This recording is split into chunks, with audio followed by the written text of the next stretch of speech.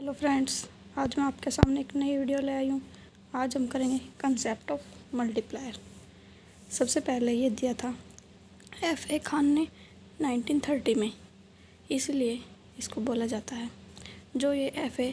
खान का मल्टीप्लायर था इसको बोला जाता है एम्प्लॉयमेंट मल्टीप्लायर। और इसके बाद ये दिया था कीन्स ने, जो कीन्स का है इसको बोला जाता है इन्वेस्टमेंट या फिर इनकम मल्टीप्लायर। इन्वेस्टमेंट या फिर इनकम मल्टीप्लायर। तो मल्टीप्लायर का फॉर्मूला क्या है? Change in income divide by change in investment. यानी इन्वेस्टमेंट में चेंज होने के कारण इनकम में कितना चेंज होता है, वो होता है मल्टीप्लायर। इन्वेस्टमेंट में चेंज होने के कारण इनकम में कितना चेंज आया, वो होता है मल्टीप्लायर। जब हमारी इन्वेस्टमेंट चेंज हुई, जब हम इन्वेस्टमेंट करते हैं तो इन्वेस्टमेंट हमने कहीं पे करी तो इस इन्वेस्टमेंट से हमारी इनकम है जो वो इंक्रीज़ होती है। जब हमारी इनकम इंक्रीज़ होती है तो हमारे कंजम्पशन में भी चेंज आ जाती है। कंजम्पशन चेंज होती है जब हम इस कंजम्पशन को कहीं ना कहीं तो हम करते हैं। मान लो हमने कंजम्पशन किया, ये पैसा हमने कहीं पे लगाया तो किसी न किसी की तो इनकम जनरेट हुई है ना इसकी कंजम्पशन से, तो इससे भी इनकम में चेंज आया। एग्जाम्पल से देखते हैं। मान लो गवर्नमेंट ने 100 करोड़ का इन्वेस्टमेंट किया, एक प्रोजेक्ट था 100 करोड़ का, वो किया। उसके लिए उसे बहुत सारे लोगों की ज़रूरत थी। प्रोजेक्ट को चलाने के लिए, मैनेज करने के लिए बहुत सारे लोगों की ज़रूरत थी। जब लोगों की ज़रूरत थी, उनकी ज़रूरत को पूरा करने के लिए उन्होंने वहाँ पे लेबर हायर किए। जब वहाँ पे उन्हें वर्कर हायर करे तो उससे क्या, उनकी इनकम में चेंज हुआ। इन्वेस्टमेंट करी, यानी इन्वेस्टमेंट करने के लिए उसे लेबर चाहिए थी काम करने के लिए। जब इन्वेस्टमेंट से लेबर हायर किए तो लेबर हायर करने से जो लोगों की इनकम बढ़ी तो कंजम्पशन बढ़ा तो इस कंजम्पशन से और दूसरे लोगों की किसी न किसी की तो इनकम जनरेट हुई। तो ये प्रोसेस ऐसे ही चलती रहती है। जो इनकम में चेंज हुआ है वो किसके कारण हुआ? इन्वेस्टमेंट के कारण। जो इनकम में चेंज हुआ है वो हुआ है इन्वेस्टमेंट के कारण। इन्वेस्टमेंट के कारण जो इनकम में चेंज हुआ वो क्या होता है? मल्टीप्लायर। ठीक है, लेकिन कितना चेंज हुआ? जितना चेंज हुआ, जब इन्वेस्टमेंट के कारण इनकम में चेंज होता है और वो जब हम उसका अमाउंट पता चल जाए कि कितना चेंज हुआ तो उस अमाउंट को कहते हैं मल्टीप्लायर। कितना चेंज हुआ उसको बोला जाता है मल्टीप्लायर। और जो मल्टीप्लायर का साइज है वो MPC पे डिपेंड करता है। MPC marginal propensity to consume. क्या होता है? Marginal propensity to consume. MPC क्या होता है? Change in consumption divide by change in income.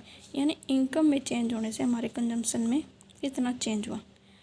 जब हमारी इनकम बढ़ती है तभी तो हमारा कंजम्पशन बढ़ता है, यानी इनकम के बढ़ने से हमारे कंजम्पशन में कितना चेंज हुआ वो होता है MPC। अब इसको देखो, एक टेबल से समझते हैं। गवर्नमेंट ने प्रोजेक्ट स्टार्ट किया, 100 करोड़ की इन्वेस्टमेंट कर दी। Change in investment, change in income, change in consumption, ये है सेविंग। अब देखो, 100 करोड़ का इन्वेस्टमेंट की, 100 करोड़ की इन्वेस्टमेंट की, यानी ये 100 करोड़ किसी को दिए ना, उसने किसी की इनकम हुई है, यानी ये 100 करोड़ होगी इनकम। तो उसकी इनकम का वो सारा तो कंजम्पशन करेगा नहीं, कुछ ना कुछ तो सेव भी करेगा। यानी 50 करोड़ की उसने कंजम्पशन कर दी और 50 की सेविंग कर ली। क्या कर ली? 50 की कंजम्पशन, 50 की सेविंग। और इसमें हमने जो MPC है उसको 0.5 सपोज किया है। MPC को क्या हो गया, जूम हो गया। MPC को हमने 0.5 लिया है और जो MPC है वो हमारी कांस्टेंट है। क्या है? कांस्टेंट। अब देखो, 50 का कंजम्पशन, 50 की सेविंग। ठीक है, जो ये 50 की कंजम्पशन थी, ये कंजम्पशन जो हमने की किसी की इनकम होगी, तो 50 की, ये 50 जो हमने कंजम्पशन किया ये किसी न किसी की तो इनकम हुई। तो इस इनकम का वो क्या करेगा? 25 का कंजम्पशन, 25 की सेविंग। आधा ही है जो वो कंज्यूम करेगा, यानी 25 की कंजम्पशन, 25 की सेविंग। फिर जो ये 25 बचे, ये 25 किसी की इनकम बन गई। फिर 12.5 कंजम्पशन किया, 12.5 की सेविंग की। फिर ये 12.5 किसी की इनकम बन गई। फिर 6.25 की कंजम्पशन, 6.25 की सेविंग। ये प्रोसेस ऐसे ही चलती चली जाएगी। ये किसी की इनकम बनेगी, फिर ये किसी की कंजम्पशन और सेविंग में ये डिस्ट्रीब्यूट हो जाएगी। जब हमारी इनकम 200 पहुंच गई, जब हमारी इनकम में 200 का नहीं 200 का, जब हमारी इनकम में 200 का चेंज हुआ। मल्टीप्लायर का फॉर्मूला क्या था? Change in income divide by change in investment. तो इन्वेस्टमेंट करी थी हमने 100 की और चेंज इनकम में आया 200 का, यानी कि इन्वेस्टमेंट 100 की थी, चेंज आया 200 का, यानी 2 मल्टीप्लायर आ गया कितना?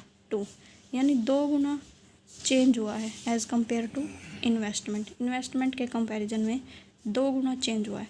इसका मतलब क्या है? जितना MPC बड़ा होगा उतना जो मल्टीप्लायर है उसका साइज बड़ा होगा, और जितना MPC कम होगा उतना मल्टीप्लायर का साइज है वो कम होगा, क्योंकि जो मल्टीप्लायर का साइज है वो किस पे डिपेंड करता है? MPC पे। अब इसको हम डायग्राम से समझते हैं। देखो, ओ एक्स एक्सिस पे ली हमने नेशनल इनकम, OY एक्सिस पे ली हमने एग्रीगेट डिमांड। क्या ली? Aggregate demand. देखो ये क्या है? इनकम। ये जो कर्व ड्रॉ की हमने ये क्या है? Income curve. और ये क्या है? Aggregate demand. एग्रीगेट डिमांड क्या है? एग्रीगेट डिमांड है consumption expenditure plus investment expenditure. क्या है? Consumption expenditure plus investment expenditure, ये हमें दिया है। अब देखो इसमें हम क्या बात कर रहे हैं? इसमें हम बता रहे हैं कि हम जब इन्वेस्टमेंट को इंक्रीज़ करते हैं तो क्या हो जाता है? जब हमारी इनकम OY थी, जब हमारी इनकम OY थी, ठीक है, लेकिन जब हमने इन्वेस्टमेंट में चेंज कर दिया, पहले हमारी इनकम कितनी थी? OY, लेकिन जैसे हमने इन्वेस्टमेंट में चेंज किया, पहले हमारी इन्वेस्टमेंट थी, जब हमने इन्वेस्टमेंट में चेंज कर दिया, यानी इन्वेस्टमेंट को हमने जैसे ही हमने इन्वेस्टमेंट को चेंज किया, जो हमारी इनकम है वो कितनी होगी? OY1 होगी। कितनी होगी? OY1। जब हमारी इनकम थी OY, पहले हमारी इनकम थी OY, लेकिन जैसे ही हमने इन्वेस्टमेंट में चेंज किया तो हमारी इनकम बढ़ के कितनी होगी? OY1। पहले हमारा इक्विलिब्रियम पॉइंट था ये, लेकिन जैसे ही हमने हमारी इन्वेस्टमेंट को चेंज किया हमारी इनकम बढ़ के कितनी होगी? OY1। जो हमारी इन्वेस्टमेंट में जब हमने चेंज किया तो ये हमारा जो एग्रीगेट डिमांड था ये ऊपर शिफ्ट हो गया। एग्रीगेट डिमांड क्या बन गया? कंजम्पशन प्लस इन्वेस्टमेंट आई। इसको आई डैश ले लिया, क्योंकि ये क्या हो गया? इन्वेस्टमेंट में चेंज हुआ है। पहले हम यहाँ पे थे, अभी हम यहाँ पे पहुँच गए, यानी OY से OY1 पहुँच गए, और इस पॉइंट से हम ऊपर पहुँच गए। यानी कि जो हमारी इन्वेस्टमेंट में चेंज हुआ है, इन्वेस्टमेंट में चेंज हुआ इतना, लेकिन इनकम में चेंज हो गया ज़्यादा। यानी इन्वेस्टमेंट में चेंज करने से हमारी इनकम में ज़्यादा चेंज हो रहा है।